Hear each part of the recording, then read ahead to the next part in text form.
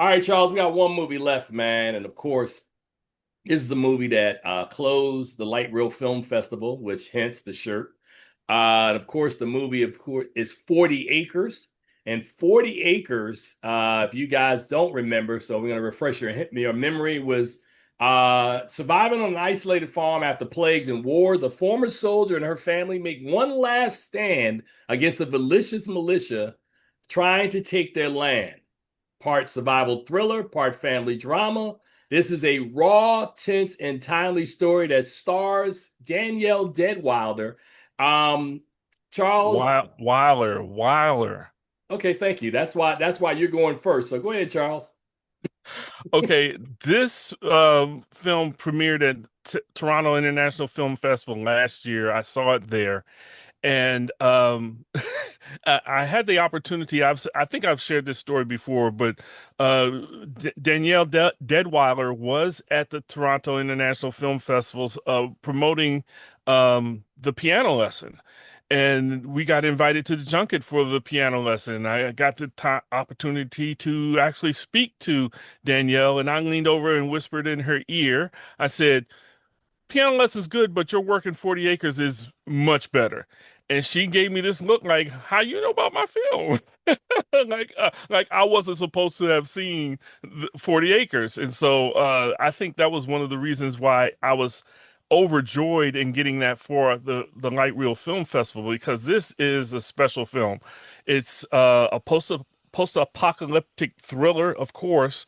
And I can't speak enough about how engaging and Danielle Deadweiler is in this film, how she switches from being a mother to being a protector, and she's a bad woman when she has to be, and I just really enjoy the film.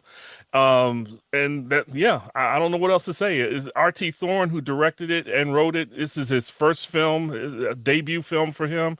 A way to go out of the box. So I can't stress enough how important this film is, because it touches into the history of Black people in Canada and that kind of stuff. So yeah, I enjoy the film a lot. All right. Well, we got about under 3 minutes left, man. So I will just kind of echo what you said, and I agree with you. I think uh, it's not what I expected. I did not see it in Toronto like you did. I saw it much later as we were preparing for the fest, and I thought it was a very gritty thriller that kind of showed Lady Deadwilder in a different light. Did I say her name correctly? Because I keep messing it up. No, no. What did I say? You keep putting an extra D in it. Wilder. It's Wilder. Okay, I'm sorry. It shows Mrs. Deadweiler in a very different light than what we've seen, and I thought that they executed it quite well, and they did a really really good job.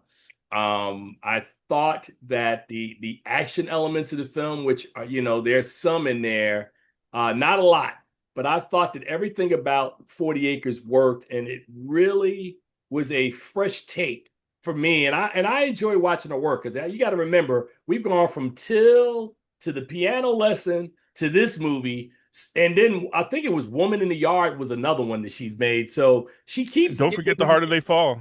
all right, and another one. So she keeps giving me different looks in every Yeah. film. So I think it's a wise decision by her team because you do not pigeonhole this actress because she can play anything. So I like 40 Acres, man. I went with a B, maybe B plus on 40 Acres. What say you, Charles? I went with a solid B. I wanted to give it a plus, but there were some elements of the story that didn't work. But other than that, I mean, Danielle is fantastic. Like you said, her range is dynamic.